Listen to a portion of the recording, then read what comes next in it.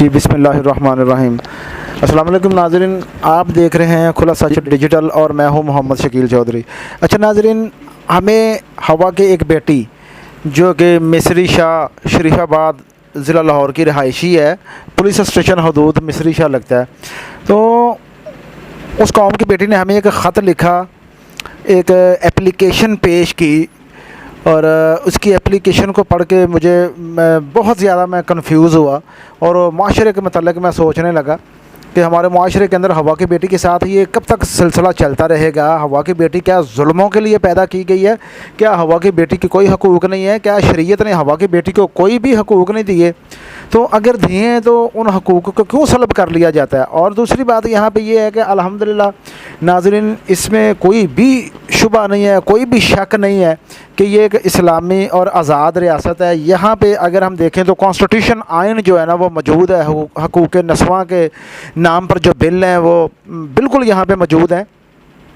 और ये बिल जो है मेरे कौम के हर इस बेटी को, माँ को जो है ना, हर औरत को ये सिक्योर करते हैं, ये जो आइन है और उसको तहफ़्फ़ुज़ देता है ये आइन। लेकिन सोचने की बात यह है कि जब आइन मौजूद है और आइन के ऊपर इम्प्लीमेंट कोई नहीं आया और आइन के ऊपर कोई भी जो है ना अमल दरामद देखने को नहीं मिल रहा। कभी सुनते हैं कि जनाब फैसलाबाद के अंदर जो मेडिकल फाइनल ईयर के स्टूडेंट है उसको शादी से, रिश्ते से इनकार पर जो ना जूते चटवाए जाते हैं, उसके बाल काट दिए जाते हैं, कहीं पे हवा की बेटी के साथ तशद्दुद किया जाता है, कहीं पे तज़ावगर्दी कर दी जाती है और कहीं पे जो कुछ लोग, ऐसे लोग जो इस माशरे के लिए बिल्कुल, जिनको कहा जाए कि नासूर हैं, ऐसे लोग हवा की बेटी की इज़्ज़त को तरजीह नहीं देते और जब चाहा टिशू पेपर की तरह इस्तेमाल करके फेंक दिया। तो नाज़रीन, मैं अपनी बात को बिल्कुल शॉर्ट करता हूँ और अभी जो है ना आपकी बात मैं बाय कॉल मैं करवाता हूँ। आप सुनिएगा कि हमारे साथ जो अक्सा दुख्तर मोहम्मद हनीफ़ मौजूद है और ये बिल्कुल हमारे साथ कॉल पे हैं और इनसे इनकी कहानी, इनकी ज़ुबानी सुनते हैं कि कौम की इस बेटी ने मजबूर हो के तो खुला सच को क्यों ये एप्लीकेशन पेश की, क्यों अपनी इल्तिजा रिक्वेस्ट पेश की, आखिर इसके साथ वक़ूआ मामला दरपेश क्या आया। तो सुनिएगा नाज़रीन। जी अस्सलाम वालेकुम बेटा। वालेकुम अस्सलाम। बेटा ज़रा नाज़रीन को मैं ये बताना चाहता हूँ कि आपका नाम क्या है? मेरा नाम अक्सा है। और बेटा आपकी रहाइश कहाँ पे है? मिस्री शाह में। तो बेटा क्या मामला हुआ सारा, थोड़ा सा अपना मामला बयान करना ताकि फिर आगे इस मामले को जो है ना वो बाकायदा गुफ्तगू का हिस्सा बनाएंगे। बेटा सबसे पहले आप थोड़ा सा ये बताओ कि मामला हुआ क्या, जो आपने हमें एक एप्लीकेशन दी, एक ख़त लिखा कि मेरे साथ जुल्म हुआ है, ज़्यादती हुई है। बेटा उस जुल्म से ज़रा पर्दा उठाइएगा। पहले तो मेरी डिवोर्स हो गई, उसके बाद जी वो लोग मेरा सामान मुझे वापस नहीं दे रहे। मैंने कोर्ट में केस किया है लेकिन वहाँ पर भी कुछ भी नहीं फ़ैसला हो रहा। वो डेट पे डेट जज साहब देते जा रहे हैं, तो इसलिए फिर मैंने आपके साथ रब्ता किया कि आप मुझे इंसाफ दिलवाएं और मुझे मेरा सामान और ज्वेलरी वगैरह जो भी है मुझे लेकर दें उनसे। अच्छा बेटा मुझे ये बताओ कि आपकी शादी किस शख्स के साथ हुई थी, उसका नाम क्या है? उसका नाम हुसैन यूसुफ है। और वो कहाँ का रहायशी है? वो भी मिस्री शाह का रहायशी है। तो बेटा आपकी शादी जो है ये कितना अरसा रही हुसैन के साथ? 6 माह रही है।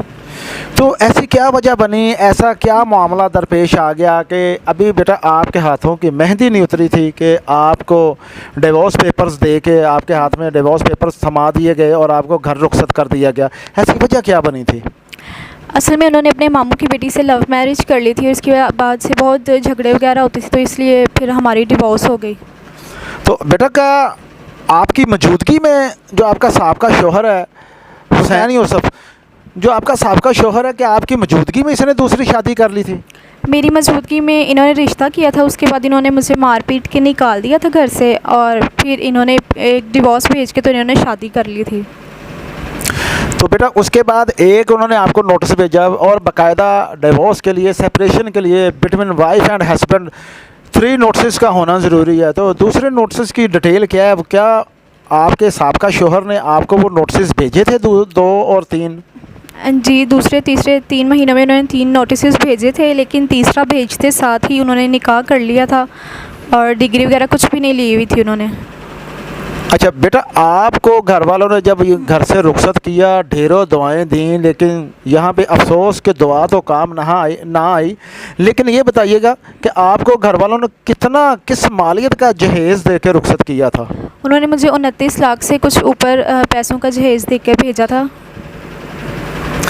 ये नाज़रीन, ये वो लिस्ट है जी जहेज़ की, जो 29,16,000 रुपये का जो बेशकीमती जहेज़ था, ये मज़लूम मासूम बेटी अपने वालिदैन के घर से लेके गई थी। लेकिन ये 29,16,000 रुपये का जहेज़ इसका घर आबाद ना कर सका। बेटा ये बताइएगा कि बाकायदा आपके साबका शौहर ने जब दूसरी शादी की तो उसके लिए आपने कोई बरादरी में, पंचायत में, इलाका में आपने या आपके पेरेंट्स ने कोई आवाज़ नहीं उठाई थी कि किसी तरीक़े से ये मामला हल हो और आपका घर बच जाए?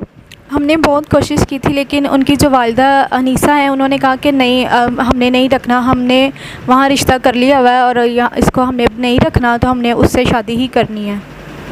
तो बेटा क्या आपके ऊपर तशद्दुद भी किया जाता था? जी, बहुत ज़्यादा टॉर्चर करते थे वो लोग, सारे मिले हुए थे, सब घर वाले। तो बेटा क्या वो आपके ख़ानदान में ये शादी हुई थी या बाहर हुई थी?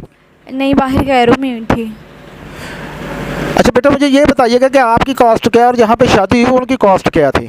उनकी कॉस्ट भी हराई थी जी, उनकी कॉस्ट भी हराई थी। अच्छा उनकी भी, लेकिन बरादरी नहीं थी आपकी, यानी कि ख़ानदान नहीं था? नहीं, ख़ानदान नहीं था, वो गैर थे। गैर थे। तो बेटा बाकायदा फिर आपको जब ये पता चला कि इसने मेरे साथ धोखा कर दिया है और आगे इसने लव मैरिज कर लिया, अपनी मामू की बेटी के साथ शादी कर ली है, तो बेटा उसके बाद जब आपको जहेज़ नहीं मिला तो फिर आपने क्या लाहे अमल अख्तियार किया? मैंने कोर्ट में केस किया था, लेकिन वहाँ पर जो है डेट पे डेट पड़ती जा रही है, जज साहब कुछ भी नहीं सुन रहे। सिर्फ बेटा कितना अरसा हुआ है? बेटा कितना अरसा हुआ है केस को किए हुए? 8 माह हो गए हैं। नाज़रीन 8 माह से ऊपर हो चुके हैं तकरीबन, और अंदाज़ा लगा सकते हैं कि किस तरह मज़लूम और मासूम अक्सा के साथ जो है ना, ये एक फ्रॉड शख्स ने, नौसरबाज शख्स ने किस तरह इसकी ज़िंदगी को अजीरन किया, तबाह किया, और अब सामान जहेज़ के ऊपर कब्ज़ा करके बैठा हुआ है। बेटा मुझे ये बताना, और ये मेरा ख्याल है कि नाज़रीन भी इस बात के मतलब सोच रहे होंगे, यकीनन सोच रहे होंगे कि बेटा फ़ैसला अभी तक अदालत क्यों नहीं दे पा रही? क्या आपने सारे एविडेंस, सबूत पेश किए हैं अदालत में? जी, हर चीज़ मैंने, हर प्रूफ मैंने सब कुछ जज साहब को ख़ुद दिखाया, वकील के साथ जाके, लेकिन वो लोग कहते हैं कि नहीं, आप उनको एक मौका और दे दें, एक मौका और दे दें। बेटा किस इशू के ऊपर एक मौका दे दें? वो लोग, उनका वकील नहीं आ रहा इस वजह से। तो आपका लॉयर जो वो जज साहब के सामने बहस नहीं करता और जज साहब को मजबूर नहीं करता कि जज साहब आप जितनी जल्दी ये केस निपटाएंगे वेल एंड गुड, उतना ही ज़्यादा जो ना आवाम का आपकी अदालतों के ऊपर, आपके ऊपर एतमाद बढ़ेगा? क्या वकील साहब जज साहब को नहीं कहते? वकील साहब ने जज साहब को बहुत बार कहे, लेकिन जज साहब कहते हैं नहीं, उनका भी राइट है, आप उनको भी एक मौका ज़रूर दें। तो बेटा जब वो पेश ही नहीं होंगे और टाल मटोल करेंगे तो इसका फ़ैसला कैसे पॉसिबल होगा? लेकिन वो हर बार यही कह देते हैं नहीं, आप उनको एक मौका दे दें, एक मौका दे दें, और 7 महीने हो गए, वो 7 महीने से मौके ही उनको दे जा रहे हैं। तो बेटा आपके मुकाबले में उन्होंने केस में कोई एविडेंस, कोई सबूत, कोई शहादतें, ठोस जो शहादतें कोई पेश की हैं? नहीं, कुछ भी नहीं किया। कोई दलील पेश की हो? नहीं, उन्होंने कुछ भी नहीं किया, बस सिर्फ डेट डलवा के वो चले जाते हैं और जड़ा के ऊपर केस फंसा हुआ है बस। तो बेटा वो खुद आते हैं या सिर्फ उनकी तरफ से कौंसल, यानी कि सिर्फ उनकी तरफ से लॉयर, वकील पेश होता है? उनकी तरफ से सिर्फ वकील पेश होता है, वो खुद आते ही नहीं हैं और ना वो कभी अदालत में पेश हुए हैं। सिर्फ वकील आता है और होके चला जाता है उनका। हमसे भी उनका वकील नहीं मिलता, हमारे सामने भी नहीं आता, सिर्फ अटेंडेंस लगवा के वो चला जाता है। जी, सिर्फ हाज़िरी लगवा के चला जाता है।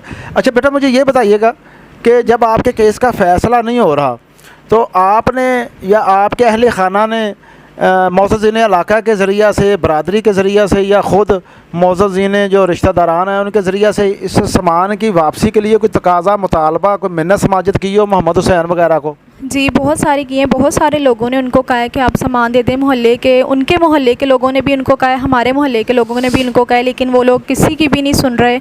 आगे से बदतमीज़ी करते हैं, कहते हैं हमने नहीं देना, आप जो मर्ज़ी कर लें। अच्छा बेटा इसकी वजह क्या है? बदतमीज़ी क्यों करते हैं, बदमाशी क्यों करते हैं, गुंडागर्दी क्यों करते हैं कि जो आप मीडिया पे आने पे मजबूर हो गई हो, आपकी आवाज़ जो है ना वो नहीं सुनी जा रही, आपके साथ जो नारवा सलूक है उसकी वजह से? तो आप क्या समझती हैं कि आपकी आवाज़ को कौन दबा रहा है? क्या मोहम्मद हुसैन इतना स्ट्रॉन्ग आदमी है? वो खुद इतना स्ट्रॉन्ग नहीं है, लेकिन वो सारी फैमिली मिले हुए हैं, इस वजह से उसकी फैमिली ने उनको आगे किया हुआ है। पीछे वो खुद सारी फैमिली हैं, वो उसको कहते हैं कि हम तुम्हारे साथ हैं, तुम बस इनको आगे से डरा धमका के ही रखो, हम तुम्हारे साथ हैं। अच्छा बेटा, डराने धमकाने में वो क्या रद्द अमल ज़ाहिर कर रहा है? यानी कि ना वो बदतमीज़ी करता है, गाली गलौज करता है और कहता है आप आएँ सामान उठाने, जो सामान उठाने आएगा मैं उसकी टांगें तोड़ दूँगा, यानी कि धमकियाँ वगैरह देता है। तो बेटा आपने ये धमकियां वगैरह जो है मुतल्लका आपको जो पुलिस स्टेशन मिस्री शाह यहाँ पे एप्लीकेशन फ़ाइल की थी? जी की थी, हमने की थी। वहाँ पे आया भी था हुसैन, लेकिन इंस्पेक्टर ने कहा कि आपका फैमिली मैटर है तो आप खुद ही बैठ के सॉल्व करें। जी नाज़रीन, यहाँ पे ये आप देख सकते हैं जी, जो एप्लीकेशन का ई टैग है आप देख सकते हैं कि पुलिस स्टेशन मिस्री शाह के अंदर जो लाहौर में ये पुलिस स्टेशन है, यहाँ पे ये एप्लीकेशन फ़ाइल की गई थी। और पुलिस की जानिब से जो तगड़ा मुलज़म है, जिसको अपने रिश्तेदारान की मुकम्मल तौर पर एक अप्रोच हासिल है, तो उसके ख़िलाफ़ पुलिस कार्रवाई करने से गुरेज़ा हैं। आप देख सकते हैं कि मासूम बेटी ने जो है ना बिल्कुल थाना के अंदर अप्लाई किया था, लेकिन पुलिस ने ये कह के मामला गोल कर दिया और इंसाफ देने से गुरेज़ा है और गुरेज़ा रही कि जी ये फैमिली मैटर है। हालांकि अगर सोचा जाए तो नाजरीन, ये हमारा जो कॉन्स्टिट्यूशन है, जो हमारा आइन है, वो ये बात कहता है कि सिविल जो रूल्स हैं, लॉ रूल्स हैं, वो अलग हैं और इसमें जो फ़ौजदारी रूल्स हैं वो बिल्कुल अलग हैं। और किसी को गाली देना, किसी को धमकाना, ये सिविल मैटर में तो खैर नहीं आता। और ये मेरा चैलेंज है जी, अगर कोई साहिब कानून भी इस बात को सुन रहा है तो बिल्कुल ये मेरा चैलेंज है, क्या मैं इस बच्ची के लिए दुरुस्त आवाज़ उठा रहा हूँ या मैं सिर्फ मोहम्मद हुसैन के अगेंस्ट जा रहा हूँ? तो फ़ौजदारी कानून जो है ना इस चीज़ की इजाज़त नहीं देता कि किसी को गाली गलौज किया जाए, किसी को जान से मारने की या टांगें तोड़ने की या इस तरह की धमकियाँ दी जाएं और पुलिस ज़ाब्ता फ़ौजदारी के मुताबिक कार्रवाई ना करे। अच्छा बेटा, मुझे ये बताना कि जब आप लोगों के तमाम हरबे नाकाम हो गए और पुलिस ने भी कार्रवाई नहीं की और अदालत में भी आपकी बात नहीं सुनी जा रही, तो उसके बाद आपने मीडिया पे आने का एक मुकम्मल जो ना टोटली एक आपका प्रोग्राम था, आपका जो एक माइंड सेटअप था वो यही था कि मैं मीडिया के ऊपर जाके अपनी आवाज़ को उठाऊं। तो बेटा आप आला हुकाम को क्या कहना चाहोगे? मैं उनसे यही कहना चाहूँगी कि आप मुझे इंसाफ दिलाएं, मेरा जेवर और मेरा सामान वगैरह मुझे हुसैन से दिलवाएं वापस। अच्छा बेटा, मुझे ये बताओ, क्या जो मोहम्मद हुसैन जो आपका साबका शोहर है, उसकी जानिब से जो आपको थ्रेटनस जो मैसेजेस वगैरह, कॉल्स वगैरह आपको भेजी गई या भेजी जा रही हैं, क्या वो अभी बतौर सबूत आपके पास मौजूद है? जी मेरे पास है।